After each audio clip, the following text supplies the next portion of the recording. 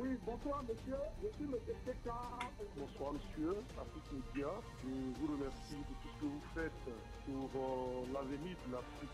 Vous êtes la seule chaîne. La seule chaîne.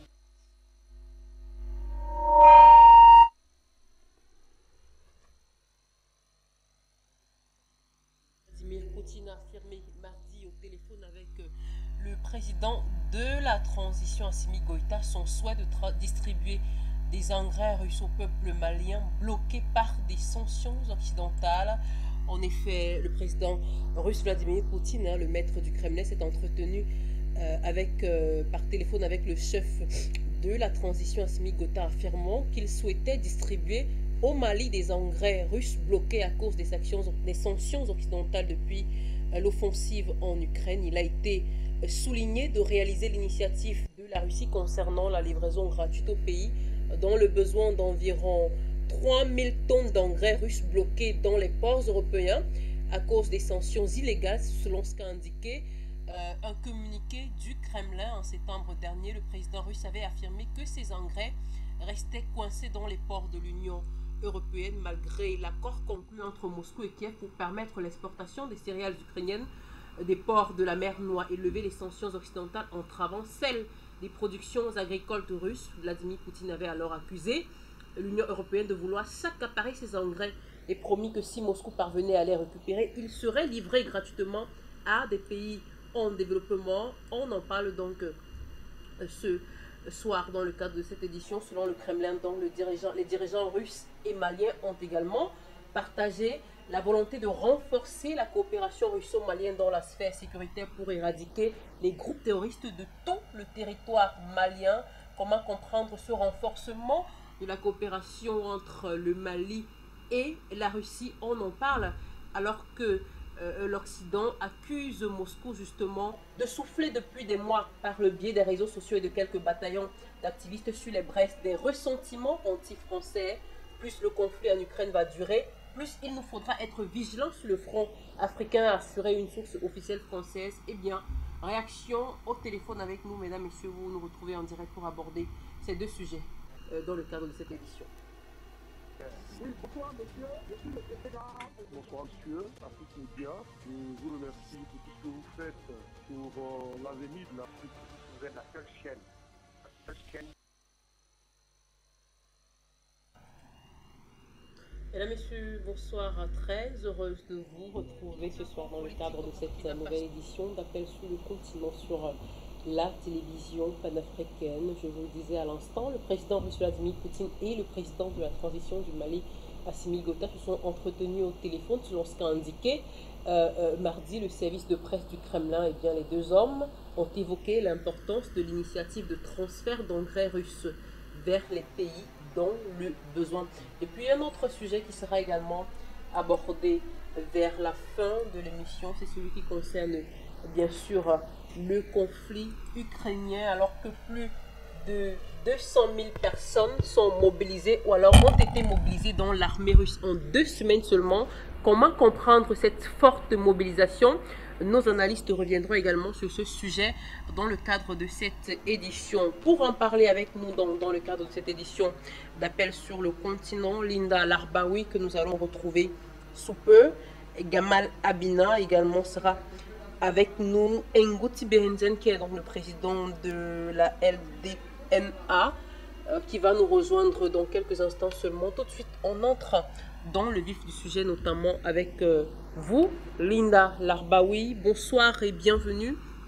Merci de nous retrouver une fois de plus dans le cadre de cette nouvelle édition d'Appel sur le continent pour tenter de nous éclairer, d'apporter des précisions sur ces informations qui sont développées tous les jours sur la télévision panafricaine. Eh bien, on a donc appris, selon des sources du Kremlin, Linda Larbaoui, que le président russe Vladimir Poutine et le président de la transition malien Assimi Goïta se sont entretenus par téléphone.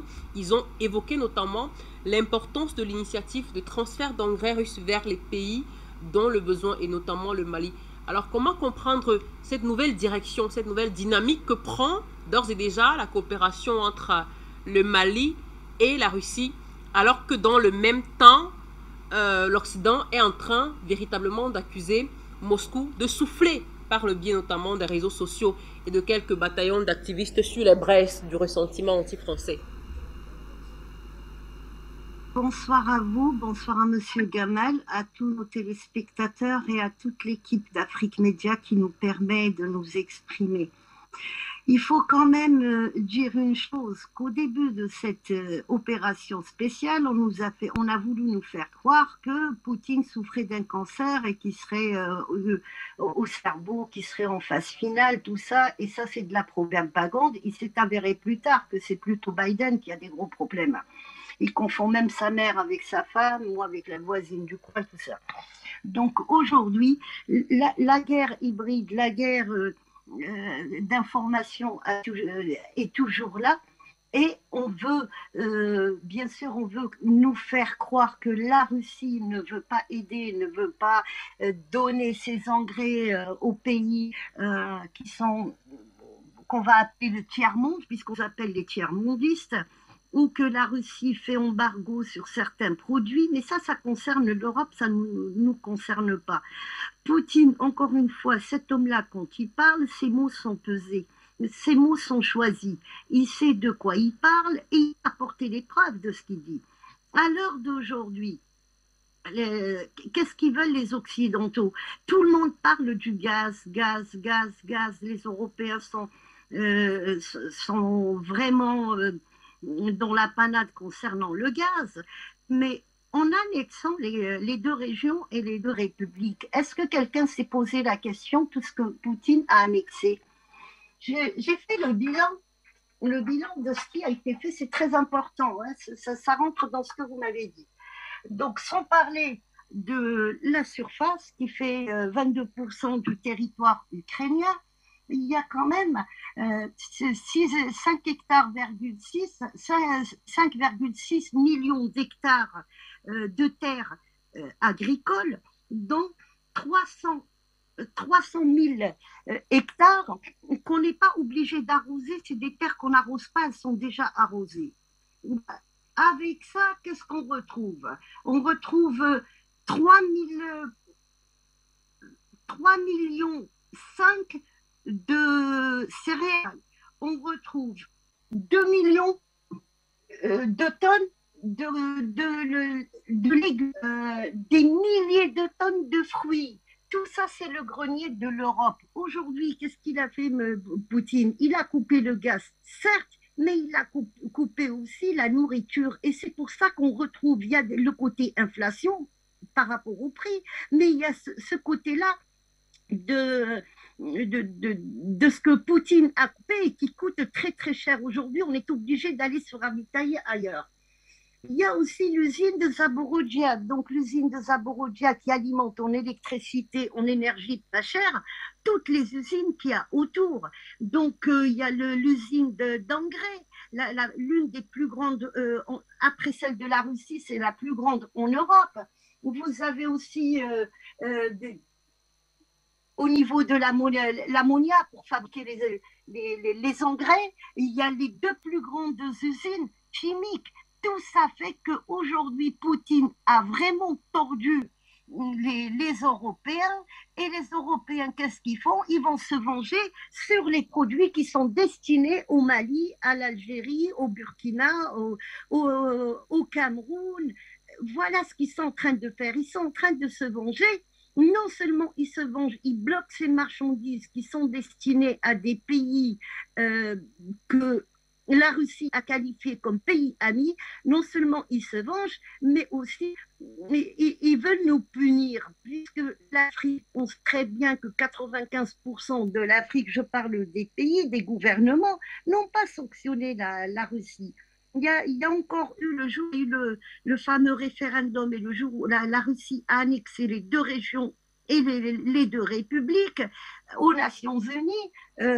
Blinken s'est exprimé et Lavrov s'est exprimé. On a voulu encore une fois sanctionner la Russie. Donc la Russie s'est défendue par rapport aux deux poids et deux mesures et par rapport aussi à Israël, et jamais on a sanctionné.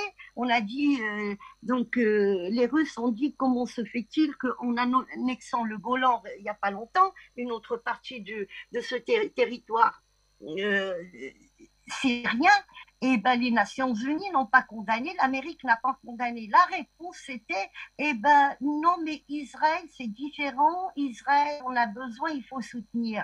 Donc, cette réponse-là a fait que beaucoup plus de pays n'ont pas condamné la Russie.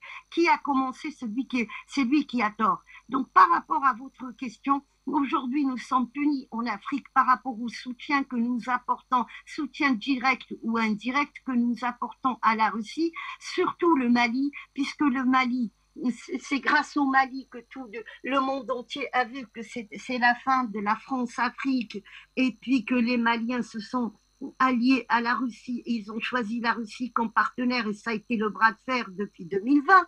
Donc par rapport à tout ça aussi, la France, qui est un pays quand même au sein de l'Union européenne qui pèse, donc essaye de punir le Mali deux fois. D'un côté, par rapport à la punition qu'on inflige à la Russie et de l'autre côté, bah, on n'accepte pas que le Mali ait choisi une autre trajectoire. Merci pour Gamal Abina. Bonsoir à vous, bienvenue, merci de nous retrouver pour cette toute nouvelle édition d'Appel sur le continent. Alors Gamal Abina, j'aimerais que vous reveniez peut-être sur le parallèle qui existe ou alors qui pourrait réellement exister entre ces deux-là, parce qu'on sait que d'après la source au Kremlin qu'on a eu, que le président Vladimir Poutine s'est donc entretenu, je le disais à l'entame de l'émission, avec le chef de la transition malienne Assimi Goïta, affirmant qu'il souhaitait distribuer au Mali des engrais, ces engrais russes bloqués à cause des sanctions occidentales depuis le début de la crise ukrainienne. Alors, cela intervient alors que dans le même temps, en face, de l'autre côté, on a justement des sources officielles françaises qui disent par exemple, écoutez, on doit avoir l'œil bien ouvert. Ils disent que tant que la crise ukrainienne va se poursuivre, va perdurer, on doit avoir les yeux grands ouverts sur le front africain. Selon vous, c'est quoi le parallèle? Et là, je cite la source, il dit, plus le conflit en Ukraine va durer, plus il nous faudra être vigilants sur le front africain. Alors, comment comprendre ce parallèle-là entre ce qui se passe en Afrique ou alors entre le Mali et la Russie notamment et ce que disent certains officiels français notamment?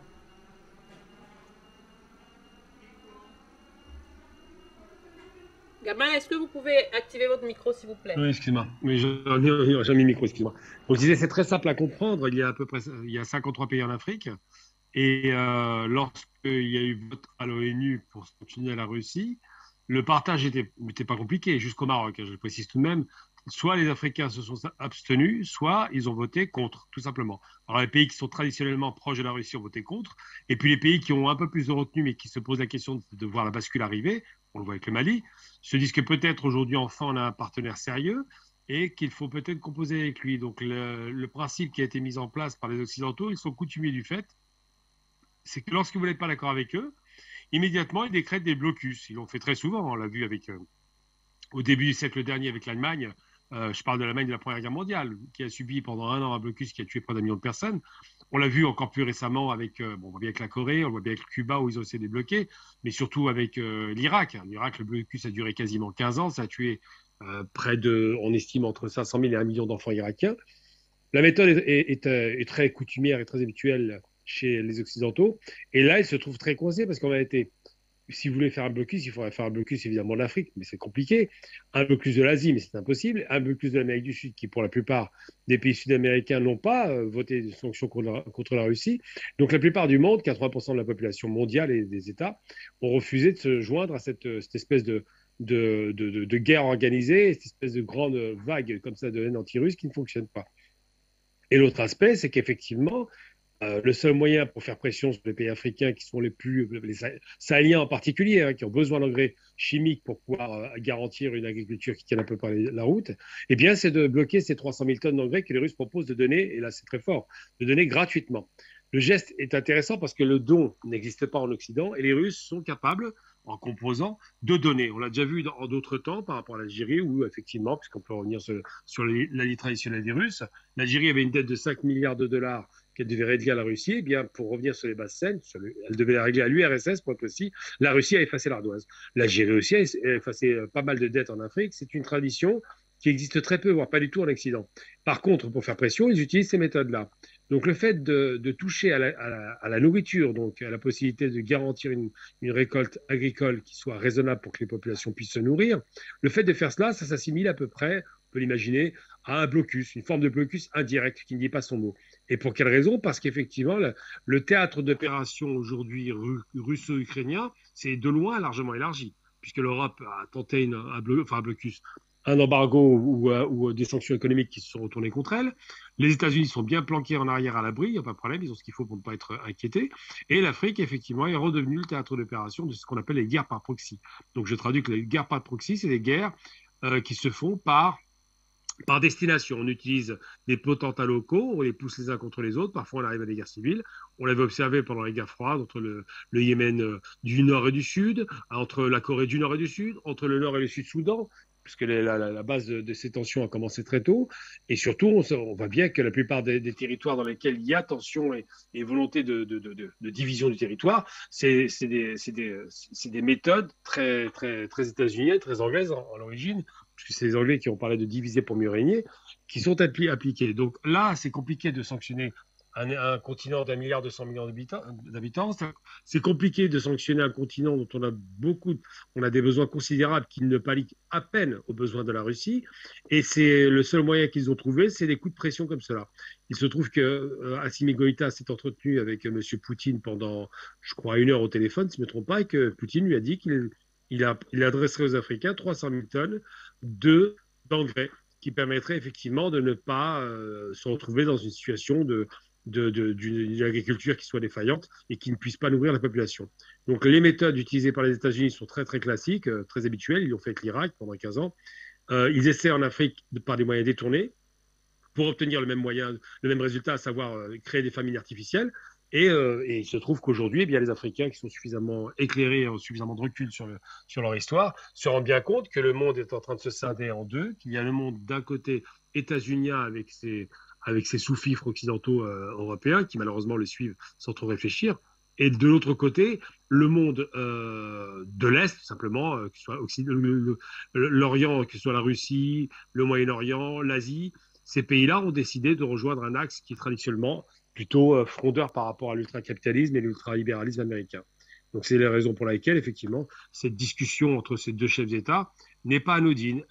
Elle traduit juste la réalité que l'ensemble du continent africain aujourd'hui se pose la question d'une potentielle alliance avec ce nouvel Eldorado, entre guillemets, ce nouvel allié stratégique que sont la Russie, la Chine et d'autres d'ailleurs, et que l'Occident se rend bien compte qu'il est en train de perdre la main sur l'Afrique. Pour toutes ces explications, je reste cependant avec vous. Alors, dans le communiqué du Kremlin, Gamal Abina, il a été souligné notamment l'importance de réaliser l'initiative de la Russie concernant cette livraison gratuite, et vous l'avez souligné, aux pays dont le besoin d'environ 300 tonnes d'engrais russes bloqués dans les ports européens à cause des sanctions illégales. Et en septembre dernier, le président russe avait affirmé que ces engrais restaient coincés dans les ports de l'Union européenne malgré l'accord entre Moscou et Kiev pour permettre l'exportation de ces céréales ukrainiennes des ports de la mer Noire et lever les sanctions occidentales qui entravaient celles des productions agricoles russes. Alors, qu'est-ce que vous pensez, Gamal Abina, de cette, on peut dire, nouvelle trajectoire qu'est en train de prendre aujourd'hui la relation ou alors la coopération entre le Mali et la Russie? Au départ, on parlait beaucoup plus de coopération militaire uniquement. Aujourd'hui, on a l'impression qu'il y a un cran, on est monté d'un cran au-dessus. Alors, qu'est-ce que vous pensez de cette nouvelle dynamique? Bien, je pense que donc c'était 300 000 tonnes, c'est pas 300 tonnes. 300 000 tonnes, c'est considérable. Je pense que la méthode européenne, c'est de bloquer pour des raisons, des motifs fantaisistes. Ils avaient déjà fait le coup par rapport aux céréales ukrainiennes qui étaient bloquées, soi-disant, dans les ports du sud de l'Ukraine. Il se trouve que les raisons pour lesquelles les bateaux ne pouvaient pas partir, c'est une question qui était entièrement mise par l'Ukraine. Finalement, il y a eu un terrain d'entente qui a été initié par d'ailleurs la Turquie, qui a ouvert un corridor sécuritaire pour que les bateaux puissent passer sans exploser. Et on retrouve le même scénario qui se produit actuellement. Alors c'est vrai, vous me posez la question de savoir quelle relation entre Assimi Goïta, donc le Mali, le nouveau Mali, puisqu'on peut parler d'un Mali qui s'est émancipé quelque part, et la Russie. Ben c'est simple, ça aura une vraie relation de confiance qui est en train de s'installer avec une volonté russe de démontrer que ce qu'ils ont réussi à faire en Centrafrique, et c'est marrant d'ailleurs, parce qu'on parle très peu de l'action positive de la Russie sur la Centrafrique, qui n'est absolument pas démontré. On s'attendait à une guerre civile, finalement, ça a été évité. Bien le reproduisent au Mali pour d'autres raisons, des raisons sécuritaires. C'est pas la même configuration. Centrafrique, guerre civile, donc danger de partition, destruction du pays. Au Mali, c'est une guerre contre des actions des groupes terroristes du Nord et quelque part des groupes sécessionnistes.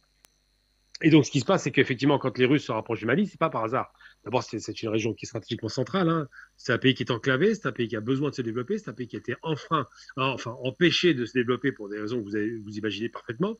Et en même temps, le Mali est en train de montrer la voie à d'autres pays africains. On en a déjà parlé plusieurs fois. On prend l'exemple, par exemple, hier de ce qui s'est passé au Burkina, l'ambassade de France qui a été attaquée. On parle bien de l'ambassade au niveau des visas, parce que ce n'est pas toute l'ambassade qui a été attaquée. Ça, c'était aussi très exagéré. Eh bien, la première des choses que les Occidentaux et les Français en particulier ont remarqué, c'est que sur le char de l'ONU, un homme était monté avec un drapeau russe. Qu'est-ce qu'ils disent par là? Ils disent, il y en a marre des anciens colons. On veut passer à autre chose. On veut avoir le choix de nos partenaires.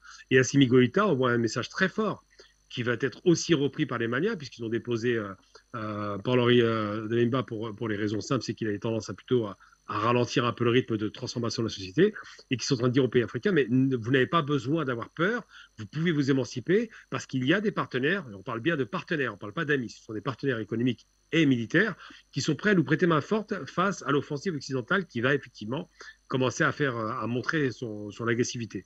Donc aujourd'hui, leur relation russo-malienne est une sorte de laboratoire géant qu'on va retrouver dans la pays d'Afrique de l'Ouest, mais pas seulement, ça va faire tache d'huile, et il y a fort à parier que d'autres généraux, d'autres commandants, d'autres hommes intègres dans notre pays africain se disent finalement, ce modèle, style sankariste, indépendantiste, pourra peut-être enfin être une solution pour nous pour sortir de cette situation de misérabilité dans laquelle on nous a plongés, de misère sociale, de misère économique et de non-développement organisé. Beaucoup pour cette analyse.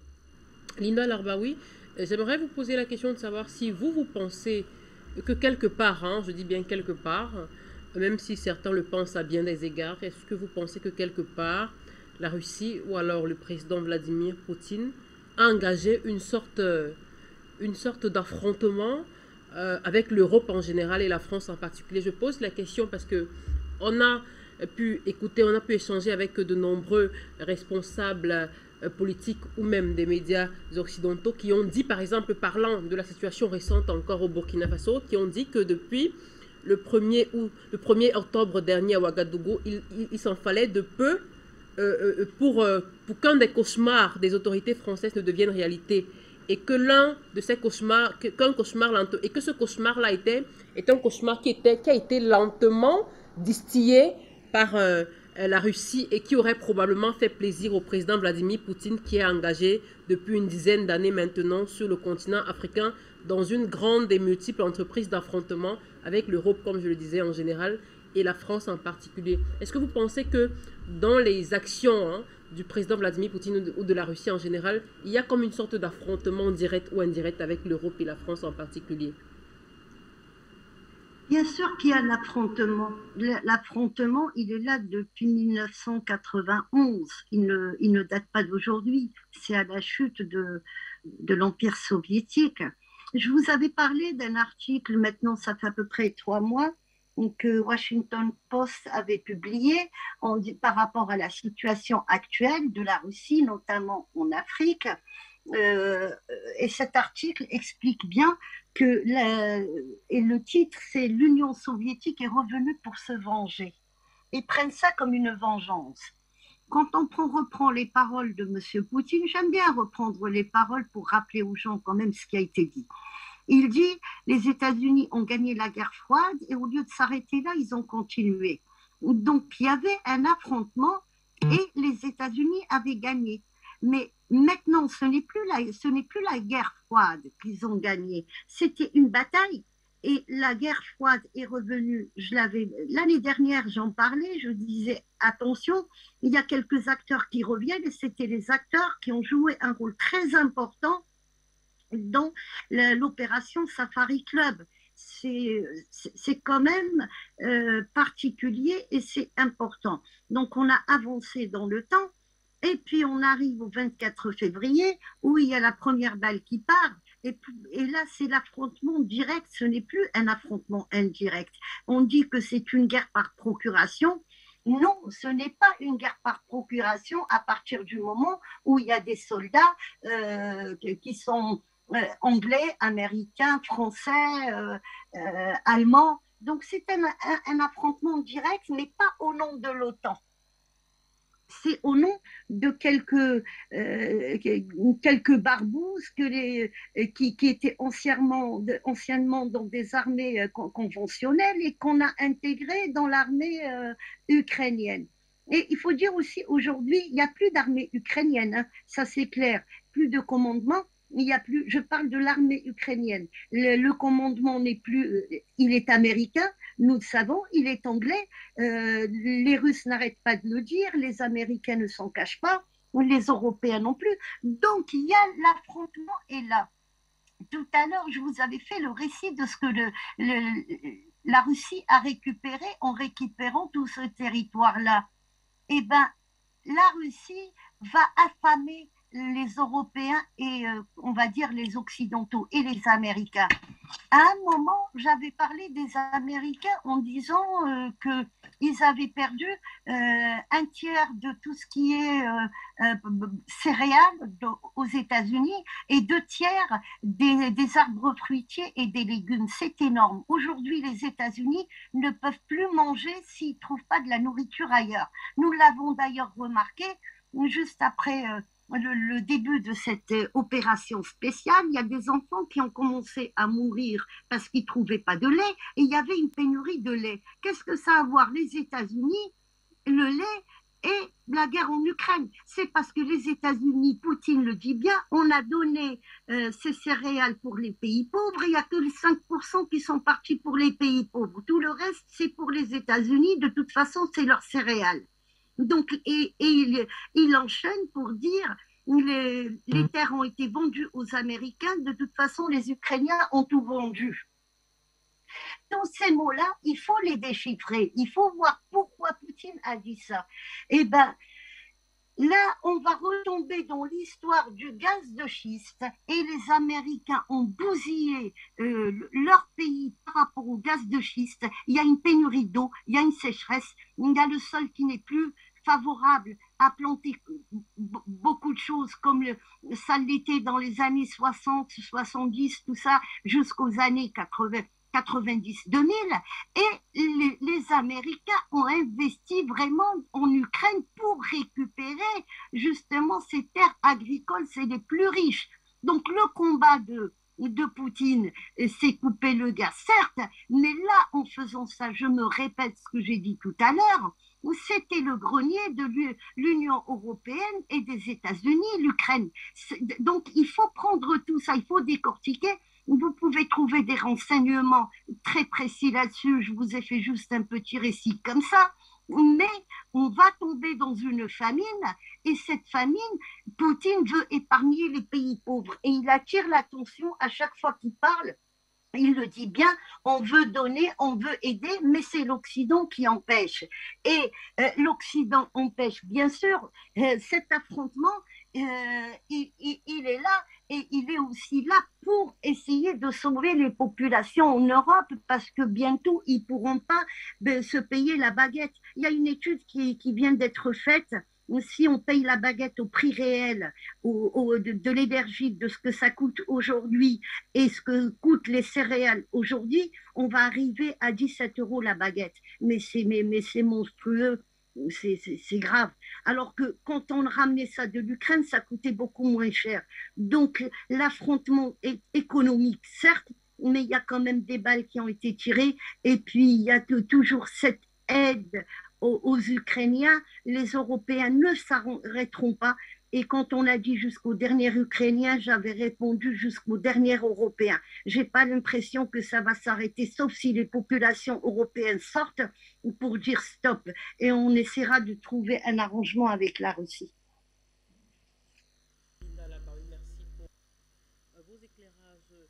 On va ouvrir le standard et permettre également à nos téléspectateurs d'interagir avec nous sur cette thématique ou sur ces thématiques ce soir. Alors, j'annonce que le standard est d'ores et déjà ouvert. Vous pouvez nous retrouver en direct pour aborder ces sujets via les numéros de téléphone que vous voyez juste au bas de votre petit écran à la maison. On va souhaiter la bienvenue à Ngouti Béhenzin qui nous a rejoint, président de la LDNA. Bonsoir à vous, cher Béhenzin. Bienvenue, vous êtes en direct avec nous dans le cadre de cette édition d'Appel sur le continent.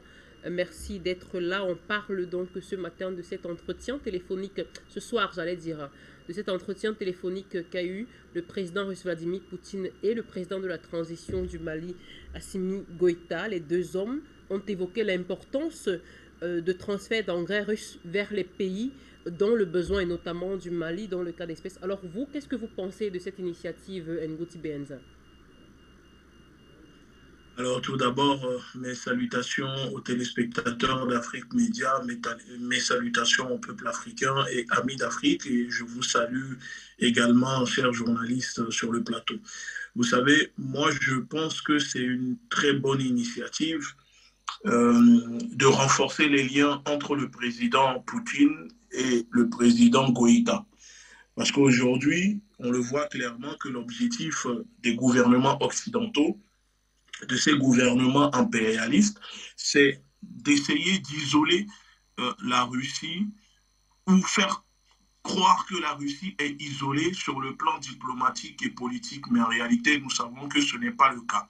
Alors, il y a encore très peu de chefs d'État aujourd'hui, très peu de pays qui, ouvertement, arrivent encore à afficher leur soutien, pas parce qu'ils ont peur des autres, mais on les menace tellement qu'il y a tellement de l'intimidation et des chantages en privé. Donc, beaucoup maintenant essayent de rester un peu cachés.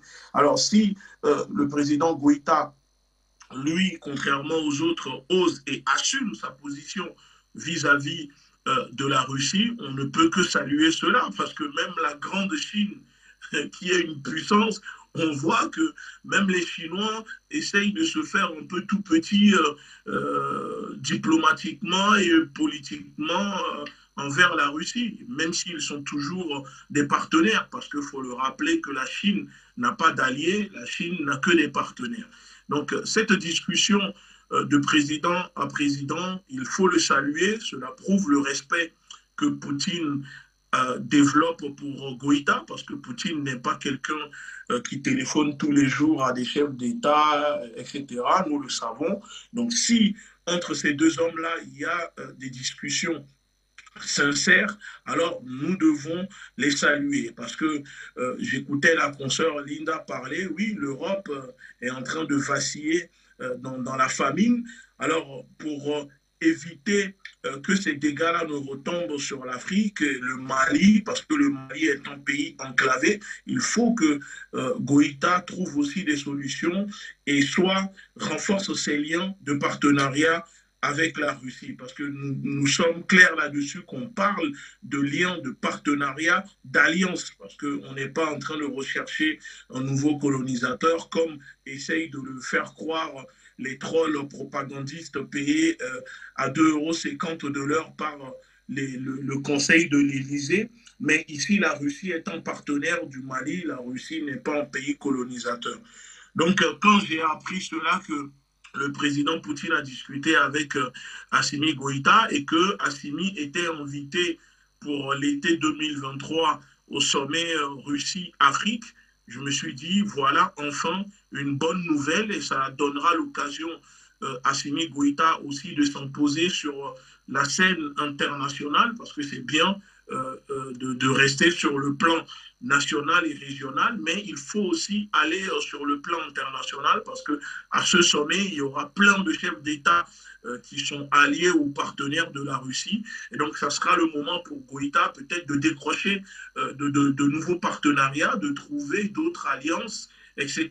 Parce qu'il n'y a pas que la Russie, il faut aller vers d'autres pays. Moi, je le répète, il faut aller faire des alliances avec le Venezuela, Cuba, tous ces pays-là que l'Occident diabolise aujourd'hui. Le Mali doit se positionner clairement pour faire une alliance de sud-sud avec ces pays. Alors, il faut vraiment saluer l'initiative et continuer à dire au peuple malien de rester mobilisé, parce que l'objectif des États-Unis et de l'OTAN, ce n'est pas de faire la guerre physiquement arme au poing à la Russie, mais c'est d'affaiblir les pays qui sont à côté de la Russie. Et quand on prend l'Afrique, on voit comment le changement est en train de se passer en ce moment, notamment récemment au Burkina. On voit que la France, la diplomatie française a peur et est complètement désorientée. Donc, attaquer le Mali signifiera pour eux de donner l'exemple aux autres pays qui seront tentés, par exemple, d'essayer de se rapprocher de la Russie.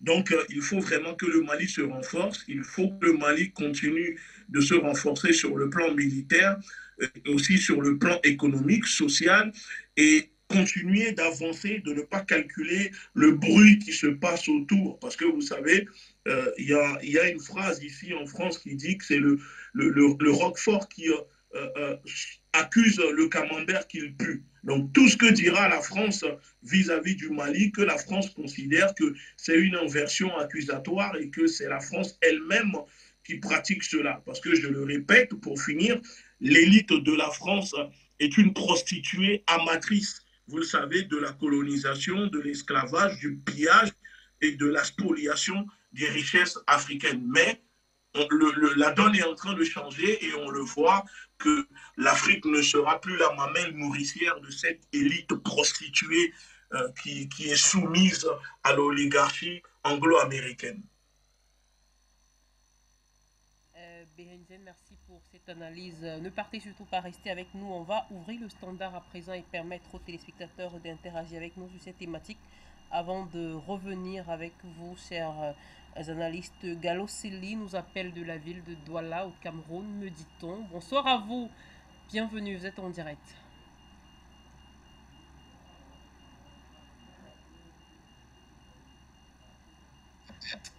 Allô? Bonsoir, Vanessa Touba. Oui, j'appelle il est depuis la ville de Bafoussam. Ah d'accord, bienvenue monsieur Hilaire. Oui, je suis vraiment fier pour mon retour à la maison. Parce que depuis quelque temps, ça devient plus difficile de joindre le plateau d'Afrique Média. Et nous n'avons pas toujours la parole comme avant, tout a changé sur Afrique Média. Ce matin, je m'en voulais intervenir sur une rouge, je n'ai pas pu. Pour féliciter la grande Arabayu pour ses meilleures analyses et interventions sur la chaîne africaine. Je vais saluer le grand expert Gamal Adina et je vais saluer aussi Enrique Péancer. Et j'appelle pour ce soir pour que nous puissions soutenir la grande fédération de Russie de Poutine. Et nous allons aussi grandement féliciter le grand retour de la Russie sur le continent africain.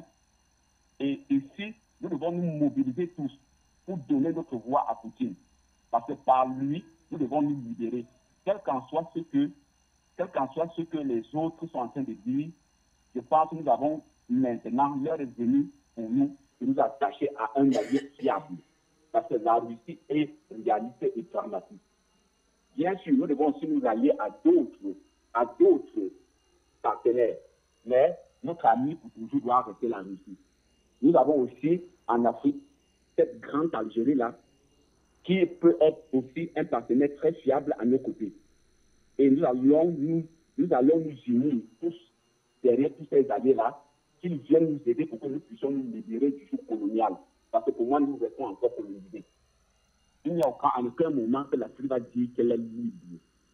Vu ce qui est en train de se passer, vu ce que l'OTAN, le bloc OTAN est en train de s'organiser pour pouvoir venir à bout de tout ce qui est en train de se faire sur le continent pour que nous puissions nous libérer définitivement du joug colonial.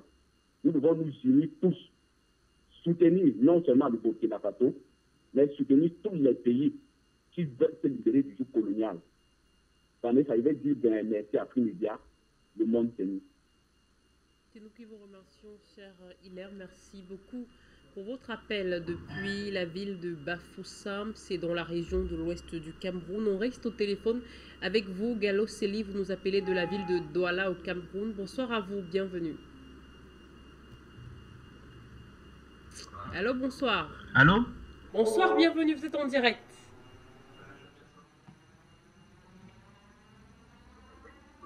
Allô?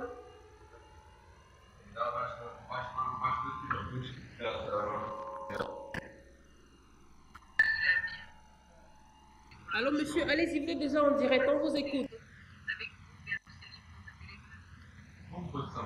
Oui, bonsoir Madame Gadikwa. Je n'ai pas le retour, mais je vais essayer de parler. J'espère que ça va passer aux antennes. Oui, allez-y. Madame Gadikwa, votre chaîne de télévision est une chaîne de télévision panafricaine, c'est-à-dire elle s'adresse à l'Afrique.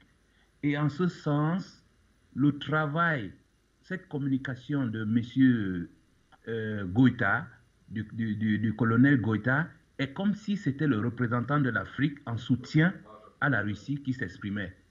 Et ça m'arrangerait qu'il fasse vraiment un discours pour faire l'état de la situation de la relation entre la Russie et l'Afrique. De quoi s'agit-il, Madame Gadikwa? Regardez très bien ce que les Européens sont en train de faire. Ils ont attaqué la Russie. Et quand la Russie a coupé les vivres avec le blé ukrainien et le blé russe, ils ont fait appel aux Africains. Et c'est M. Macky Sall qui est parti comme le commandeur, le mendiant de blé, qui est parti faire débloquer le blé ukrainien et russe pour aller nourrir les Européens, en faisant croire que la famine allait tuer les Africains. Faisons le bilan. 82 bateaux, Madame Gadikwa, sont sortis du port de Odessa. Sur ces 82 bateaux, 3 bateaux seulement sont arrivés en Afrique. 3 bateaux sur 82. Et ce n'est pas tout. Quand le président Poutine s'est rendu compte que cette guerre empêchait la livraison des engrais, il a débloqué la livraison des engrais de la Russie vers le monde entier. Vous savez ce que les Européens ont fait? Ils n'ont laissé passer que les bateaux qui allaient vers l'Europe. Et qu'est-ce qu'ils ont donné comme raison? Ils ont dit que la Russie était sous les coups comment on appelle ça, des sanctions économiques. Alors le président Poutine a dit, ok, dans ce cas, moi je ne les vends plus. Je les donne gratuitement aux Africains. 300 000 tonnes d'engrais sont bloqués à l'heure où nous parlons en Russie par les Européens, destinés à l'Afrique. Donc vous comprenez de quoi il s'agit, ou que on est encore des présidents africains qui sont frileux sur ce qui est en train de se passer. Donc j'espère que le président Goïta va nous sortir une déclaration réelle sur ce qui se passe, afin que les Africains choisissent leur camp de façon définitive. Les Russes ne nous ont jamais colonisés, les Russes, nous n'utilisons pas le rouble, nous sommes résolument de bons partenaires pour les Russes. Et les Africains doivent s'affirmer dans ce sens. Merci de m'avoir écouté, Madame Gadikwa. Nous vous remercions, Monsieur Gallo-Célie. Merci beaucoup pour votre appel et votre participation depuis la ville de Douala au Cameroun. Le standard, je le signale, reste encore et toujours ouvert. On va retrouver Monsieur Jean. Bonsoir à vous, bon après-midi. Monsieur Jean, bienvenue, vous êtes en direct.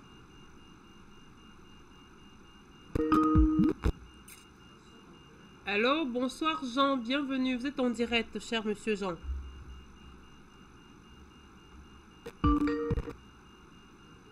Allô? Allô, bonsoir, bienvenue Monsieur Jean, on vous écoute. Allô? Oui, Madame Gadikwa, bonsoir, vous m'entendez? Nous vous entendons Monsieur Jean, allez-y, vous êtes en direct. Merci, je vous salue et nous vous saluons avec référence. Courage à vous, courage aux techniciens et courage à tous ceux que vous invitez qui viennent et nourrir l'Afrique des informations nécessaires à l'heure très grave. Et merci de vos invités, Linda et Gamal. Et Linda et Vanessa, nous sommes dans un moment très difficile. Mais ne perdons pas le courage. Nous sommes dans un complot. Il va falloir que si le Mali est choisi, l'Afrique centrale, la RCA, c'est parce que le Mali et tout le peuple malien se mobilise et l'Afrique se voit en ce peuple. Et Poutine aussi, qui est un envoyé à notre temps pour tourner la page de l'injustice de ces Occidentaux et a choisi coopérer, pas en maître, mais en frère et combattant avec Assimi Goïta. Ça, il faut le voir d'un œil très bon et spirituel. Ça avantage. Mais l'ennemi sait déjà qu'on n'aura pas la main libre parce que l'ennemi, quand il parle de l'ennemi, c'est la France et ses alliés. Ils sont sûrs qu'ils ont déjà acheté toute l'Afrique avec leurs dirigeants, alors ils ne s'inquiètent pas. Vous voyez, vous avez vu comment est-ce que Macron a organisé un sommet dans le sommet chez nous ici, avec les Africains et certains pays, je ne sais pas, de l'Asie, c'est qu'on sort. Comment si Macron prend le devant pour appeler Macky Sall parce qu'il est en retard. Voilà, parce que c'est leur commis. Alors, Vanessa, ce que nous voulons dire, et nous savons que Poutine nous écoute, que cette coopération avec le Mali nous amène vers le développement de la technologie dans la sécurité et aller plus loin pour la protection. Ça, on ne va pas lésiner sur... Parce que ces Occidentaux, c'est des avares qui nous achètent et achètent notre intelligence pour faire le leur, pour se faire une puissance et ne permettent jamais, ne veulent jamais que l'Afrique acquiert son indépendance dans la sécurité et la technologie pour qu'on soit toujours à leurs pieds. Alors, il faudrait que Poutine voie l'enjeu. Le Mali est sérieux, et avec son état sérieux, alors on peut lui confier, on peut lui transmettre tout. Et je sais qu'il travaille pour ça, parce que ça va dans son avantage. Alors, Vanessa, nous pourrons passer par ici pour lancer un appel à ces présidents, comme l'a dit de mon prédécesseur qui vient d'appeler de Cameroun. Et ces présidents qui sont là aujourd'hui et qui sont incapables de répondre à Macron que l'Afrique ne peut plus aider la France et les Occidentaux à sortir de leur gabegie. On va dire à ce président-là vraiment qu'il ne parle de place là-bas. Vous savez pourquoi, Vanessa? Parce que la coopération avec la France surtout, les Occidentaux, surtout la France est devant, parce que c'est un pays paresseux qui vit au dépens des autres et qui veut toujours vivre au dépens des autres avec leur soi-disant intellect qui ne comprennent rien, qui pour eux, la vie c'est de tuer les Africains et d'arracher ce qu'ils sont. Ils pensent que c'est juste, ce n'est pas juste ce qu'ils font. Alors, Macron se permet encore de dire qu'il va faire appel aux Africains pour venir les aider. Rappelons-nous de ce que nous avions fait pendant les deux guerres, en aidant l'Europe, et ce qui nous a été réservé jusqu'à aujourd'hui. Il nous marginalise toujours. Il nous marginalise toujours. N'oubliez pas cela. Alors, je ne sais pas comment ça va l'appeler, ces soi-disant présidents qui ne réfléchissent pas, qui sont dans leurs fantasmes maçonniques, rosicruciels et autres démoniaques, se permettent encore de livrer l'Afrique cette fois-ci, quels que soient leurs efforts, ils vont échouer. Et qui sont les traîtres vont payer, nous le disons. Qui vont payer? Ils vont payer. Nous sommes en guerre. Vanessa, ayons le courage, pensons au large. Nous allons avoir la victoire parce que nous sommes dans notre droit de défendre notre existence. C'est important. Nous sommes en guerre. Votre appel et votre participation, le standard reste encore et toujours ouvert. On va faire un dernier tour de table sur ce sujet concernant l'entretien téléphonique entre le président russe Vladimir Poutine et le président de la transition malienne Assimi Goïta. Avant de passer rapidement à notre seconde thématique, on dira un mot là-dessus, même s'il sera largement approfondi dans l'émission Géopolitique internationale de dimanche prochain. En attendant, on retourne au standard et on retrouve Madame Cissé qui nous appelle de la Côte d'Ivoire. Bonsoir à vous, Madame Cissé, bienvenue, merci de nous retrouver en direct. Et bonsoir à tous les panélistes. Je dis bonsoir à Linda, à Jamal et puis à Béandé. Vanessa, tout à l'heure sur les réseaux sociaux, j'ai vu la vidéo d'un citoyen français qui se plaignait disant ceci suite à l'incendie de l'ambassade de France à Ouagadougou. Il se plaignait en disant que les citoyens français n'ont rien à voir avec ce qui se passe et qu'ils n'étaient pas informés de la politique extérieure des dirigeants français. Ça paraît quand même curieux, Vanessa. Le citoyen français dit qu'il ignore totalement la politique extérieure des dirigeants français en Afrique. Ça veut dire qu'il ignore la colonisation, il ignore la colonisation, il ignore le franc CFA, il ignore les bases militaires, mais c'est grave.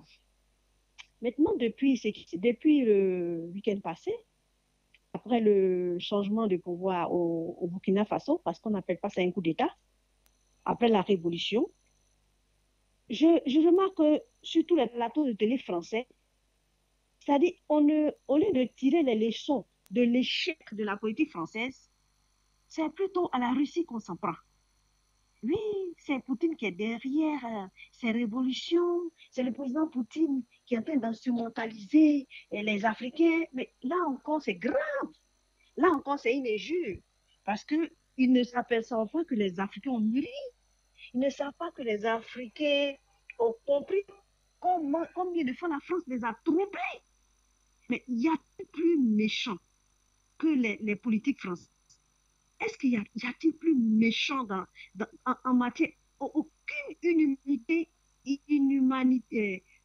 dans leur politique? Aucune, non, vraiment, il n'y a pas de considération avec les Africains dans nos relations de coopération. Les Africains ont compris que, voilà, 60 ans après, on est là encore, on n'a pas de route, on n'a pas de route, on n'a pas aucun développement avancé. On vous construit un pont quelque part là, on vient inaugurer ça, et c'est là à coup de publicité, on ne peut pas respirer. Pendant ce temps, les jeunes Africains sont sans travail, ils n'ont pas accès aux soins. Ce qui se passe actuellement, le président Assimi Goïta et le président Poutine, en fait, c'est la bataille de l'opinion. Aujourd'hui, les Africains ont compris que la France et puis l'Occident, c'est fini. C'est terminé, Vanessa. Les Africains n'en veulent plus. On a été assez trompés. Les Occidentaux ne considèrent que les gens, par rapport à leurs intérêts, par rapport à ce qu'ils peuvent avoir. Sinon, comme ils le disent, en France, la France le dit, ils n'ont pas d'amis, ils n'ont que des intérêts. Et c'est ce que nous avons constaté. Et Dieu merci, voilà une occasion qui s'offre à nous, le président Poutine. Vraiment, si Poutine n'avait pas été là, il fallait le créer. Vraiment, c'est Poutine, c'est notre espoir. L'espoir des Africains. Je dis à tous les chefs d'État africains qui ne vont pas prendre le train en marche et s'aligner sur la Russie, je pense que ça, ce sont les ennemis de l'Afrique. Tous les chefs d'État africains qui ne vont pas s'aligner sur la politique russe, qui ne vont pas aller avoir comme partenaire la Russie, seront considérés comme des ennemis de l'Afrique. Merci, Vanessa. Merci beaucoup pour votre appel et votre participation. On va rapidement revenir en plateau et faire un dernier tour de table sur ce sujet. Je vais commencer avec vous, Ngouti Benzen. Alors, au-delà, d'après le communiqué du Kremlin, au-delà de l'importance de mettre en œuvre l'initiative russe, donc de faire dons au pays dont le besoin d'environ 300 000 tonnes d'engrais bloqués dans les ports européens en raison, on l'a dit, des sanctions illégales qui a été réaffirmée lors de la conversation téléphonique entre les deux hommes. Il a également été rapporté que ces deux présidents ont abordé les sujets relatifs notamment à la coopération bilatérale, y compris dans le commerce et sur le plan économique. Alors, vous, Ngouti Benzen, qu'est-ce que vous pensez? Je posais déjà la question tout à l'heure là à M. Gamal. Qu'est-ce que vous pensez de cette nouvelle dynamique, de cette nouvelle trajectoire que prend, ou alors même cette nouvelle tournure que prend les relations entre la Russie et le Mali désormais, qui n'est plus cantonné seulement à l'aspect militaire comme au départ? Je pense que ça fait partie de ce changement de paradigme qui est en train de se dérouler, que nous assistons en ce moment, parce que les gens, peut-être une partie des Africains ne se rendent pas compte, mais il y a un changement qui se passe en ce moment dans le monde. Et donc cette nouvelle route commerciale qui est en train de se dessiner entre la Russie et le Mali est une bonne chose, parce que la Russie produit, le Mali produit également, et ça peut permettre finalement d'échanger, de ne plus dépendre de ces multinationales françaises que vous savez qui sont des armes de destruction massive contre les pays africains, parce que ces multinationales qui sont françaises, quand les pays africains tentent de se libérer, on menace, et ces multinationales sont des armes utilisées par Paris pour étouffer un peu les pays africains. Donc si le Mali maintenant développe des coopérations économiques, alimentaires ou autres avec la Russie, ça permettra de casser un peu l'hégémonie au niveau de la coopération économique, alimentaire avec le Mali et la France. Donc le Mali ne sera plus dépendant à 100% de cette coopération. Donc c'est vraiment une bonne chose, et je dis même que, moi je le répète depuis le début, il faut même que Goïta aille plus loin, il faut aller faire les mêmes coopérations économiques, alimentaires, etc., avec des pays comme le Venezuela, Cuba, etc. Il y a énormément de choses. Moi, je peux vous dire que au Venezuela, le Venezuela travaille en ce moment sur l'autosuffisance alimentaire. Notre organisation ici au Venezuela travaille sur des productions alimentaires. On est en train de travailler sur les plantations de tomates, de cacao, plein de choses, voilà, appuyées par notre organisation, et nous avons le soutien du gouvernement. Donc si ces choses-là, il y a des pays comme la Russie, etc. En 2014, après les sanctions, nous avons vu le changement apporté par Poutine au niveau de la Russie pour produire le maximum de choses. Depuis même les sanctions-là, depuis le début de l'opération militaire en Ukraine, il y a des sanctions qui tombent. Mais parce que, encore une fois, la Russie a pu anticiper. Donc, qu'est-ce que la Russie fait? La Russie remplace les marques occidentales qui se sont retirées.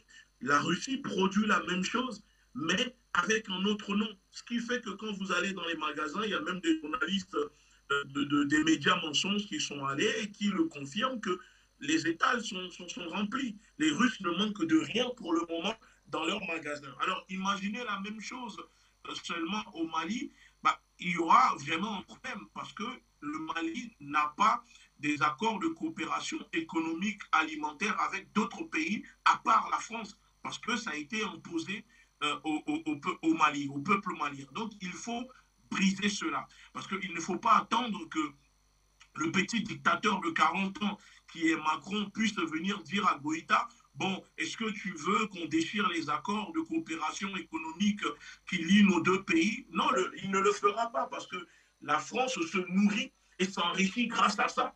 Donc, quand on sait que Macron, le dictateur, est un zombie drogué de l'héritage des horreurs que ses ancêtres ont commis pendant l'esclavage et pendant la colonisation, il ne va pas aller dire à Goïta de changer ou de déchirer ses coopérations. Mais c'est à Goïta, en tant que chef d'État, de prendre ses responsabilités pour aller chercher d'autres coopérations et anticiper, je dis toujours, anticiper les gestes et les faits à venir de l'Occident qui tente de déstabiliser en ce moment un peu le monde, et qui surtout fait du chantage aux pays africains, aux anciennes colonies, pour faire allégeance à la France, à l'ONU. Donc tout ça, pour moi, c'est du terrorisme diplomatique. Et si le Mali ne veut plus subir ce terrorisme économique, alimentaire que les Occidentaux utilisent quand ils sont en conflit contre un pays, le Mali doit anticiper. Et donc c'est une bonne chose d'évoquer ce sujet avec la Russie, de mettre sur la table une coopération économique alimentaire, et pourquoi pas peut-être un jour de demander à rentrer dans le BRICS. Pourquoi pas, si le Mali remplit les conditions nécessaires. Moi, je pense que le Mali peut quitter la CEDEAO et rentrer au sein du BRICS, parce que l'Algérie va bientôt intégrer cette organisation. Donc, il faut que le Mali puisse aussi avoir des ambitions sur le plan international. Il faut quitter ces organisations sous-régionales dirigées par ces poubelles politiques que vous appelez présidents, etc., qui sont en réalité que des gardiens de camps de concentration, qui n'ont aucun pouvoir. Ces sous-préfets, ces domestiques négroïdes qui servent à l'exploitation de l'ennemi sur leur propre peuple. Moi, je dis qu'il faut quitter ces organisations et aller chercher plus loin auprès de ceux qui sont puissants. Un lion marche avec un lion. Un lion ne marche pas avec des moutons. Et un lion qui marche avec des moutons n'est pas un lion. Donc, soit le Mali se positionne et devient un lion, ou le Mali continue de marcher avec les moutons de la CEDEAO et se fera toujours dévorer par le lion français, même si en réalité, l'emblème, c'est le coq. Merci beaucoup pour votre analyse. Alors, je vais vous passer la parole à présent, Gamal Abina. On va sortir de ce sujet avec vous, Linda Larbaoui. Alors, Gamal Abina, tout à l'heure, je posais la question. Linda répondait justement sur cette question de l'affrontement, direct ou non, désormais entre la Russie et l'Europe en général et la France en particulier. À présent, j'aimerais vous poser une question qui revient aussi du côté des chancelleries occidentales qui accusent notamment la Russie de souffler depuis des mois par notamment le biais des réseaux et de certains activistes sur les braises des ressentiments anti-français et notamment cette fois-ci au Burkina Faso et au Mali en l'occurrence. Est-ce que vous partagez cet avis? Si oui, quelles sont justement les raisons qui poussent justement l'Occident ou la France en particulier à penser de la sorte? Est-ce que selon vous, clairement, c'est la Russie qui alimente le sentiment anti-français? Bien, j'ai envie de dire que ce serait de bonne guerre s'il le faisait, mais évidemment, il n'y a pas de preuve pour cela. C'est possible qu'il le fasse, mais je ne crois pas, et c'est très insultant d'ailleurs, pour les populations locales qui, si elles sont en colère contre la France, le sont de façon, je pense, réfléchie. Ce n'est pas des imbéciles, c'est vraiment très, très méprisant et condescendant de dire que les Russes sont les maîtres à bord et que c'est eux qui initient ce genre de mouvement contestataire. Ils ont renvoyé d'ailleurs dans leur pénate des Français, par exemple, quand il y a eu les Gilets jaunes, il n'y a pas d'instrumentalisation extérieure. La population est en colère, effectivement, elle manifeste sa colère. Si quelqu'un est favorable, la question des Gilets jaunes s'est posée, eh bien, les chaînes d'information étaient détestées. La seule avec laquelle il n'y avait pas de problème et pour laquelle d'ailleurs les gens étaient plutôt accueillants, c'était RT France, avec laquelle j'ai travaillé et que je travaille à nouveau d'ailleurs. Je rappelle, la bonne nouvelle, c'est qu'ils sont revenus. Quoi qu'il en coûte, il faut comprendre que les populations civiles se rendent bien compte d'abord que l'ancien colonisateur n'est pas le plus sympa dans la région, loin s'en faut, que les pays ne se sont pas développés, il n'y a pas besoin de la Russie pour le voir, et que les colères sont liées au fait que le terrorisme, s'est développé, en 10 ans ça a été une catastrophe, que Berkane, Akuba et toutes ces fausses opérations n'ont pas donné grand-chose, et que lorsque les Russes arrivent, c'est un nettoyage par le vide. Il suffit pour s'en rendre compte de voir ce qui se passe au Mali. Il y a eu quelques massacres les derniers, mais apparemment aujourd'hui, la question du terrorisme semble être déportée vers d'autres pays, c'est-à-dire qu'ils ont fui le Mali. Donc, lorsque les Européens disent ça et les Occidentaux, c'est deux choses qu'ils mettent en exergue. La première, c'est qu'effectivement, les populations africaines ont décidé de façon spontanée et logique et réfléchie de choisir un autre partenaire, et c'est très bien. Et la seconde, c'est que les Européens c'est quand même fort de café d'entendre qu'ils trouvent détestable que les Russes pousseraient peut-être dans leur direction des gens qui leur sont favorables, et que de l'autre côté, les Européens poussent le monde entier à être contre les Russes. Donc, il y a deux choses qui sont assez contradictoires, mais en vérité, non, c'est très spontané ce qui se passe. Alors, il y a 2-3 drapeaux qui sont érigés, effectivement. On peut en trouver autant que en Algérie, d'ailleurs. Mais on ne change rien sur le fait que, dans le fond du problème, si la France était formidable dans la région, elle serait applaudie et encensée puisqu'ils parlent la même langue. Je ne pense pas que les Ivoiriens ou les Maliens, ou encore mieux les Burkinabés aujourd'hui, surtout les Burkinabés, comprennent un trait de mot de la cyrillique et du russe. Ils ne le parlent pas. Mais par contre, ils comprennent que le monde est en train de changer, ils comprennent que les Russes donnent des armes de haute technologie, qu'ils auraient des coopérants émissaires qui forment les soldats et qui leur proposent de se libérer par eux-mêmes. Et il y a un proverbe chinois qui en cela est très intéressant et ça parfaitement en ce qui concerne les sciences en l'espèce, qui dit « mieux vaut apprendre à un homme à pêcher plutôt que de lui donner du poisson ». Et bien les Russes l'appliquent avec la méthode guerrière, à savoir mieux vaut apprendre à un homme à savoir se défendre. Pour les FAMA, par exemple, les forces armées maliennes, ils apprennent à se défendre aujourd'hui, ils sont très efficaces, plutôt que de les assister comme si c'était des gamins, des enfants, des attardés, et finalement les rendre dans une situation de dépendance chronique vis-à-vis de l'ancienne maître coloniale qui donne ce sentiment de façon permanente que c'est lui qui est le plus intelligent, le plus malin, le plus ceci, le plus cela. Dans les faits, pour prendre l'exemple très concret, aujourd'hui en France, on commence à se demander si on va se chauffer à 10-12 degrés, alors que soi-disant c'était les Russes qui auraient dû être frappés. Je ne crois pas aujourd'hui, je ne crois pas du tout que la Russie va avoir froid l'hiver. Ils vont être bien chauffés, ils sont tranquilles dans leur petit... dans leur immense territoire, d'ailleurs, je dis petit territoire, immense territoire. Quant à l'Europe occidentale qui a écouté de façon un peu hasardeuse les États-Unis, encore une fois, elle tombe dans un piège. Donc, pour répondre clairement à votre question, si les Russes encouragent cela, c'est de bonne guerre, mais il n'y a pas besoin de Russes pour se rendre compte que les Français sont depuis très longtemps maintenant détestés dans la région.